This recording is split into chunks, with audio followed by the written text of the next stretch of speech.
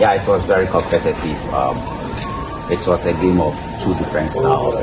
Very athletic side, they want to play the balls behind the defense and try to use the spaces behind the defense and then bring in the crosses.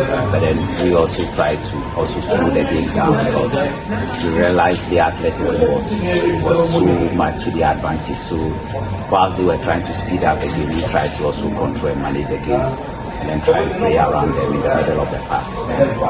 Try to come to the side, bring it across and then score. So if you look at the two goals we scored, that was basically the style. We try to keep control of the ball in the middle of the park, tease them in, wait for the space on the side, and bring the crossing for the connection. How important was this victory for Ghana? Very important because playing against a side like DC United, I mean, very big team, a lot of glamour.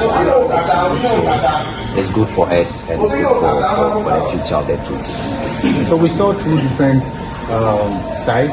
The first department of the game to the first half. The team didn't come to the party. What were you telling them at recess before coming in strong?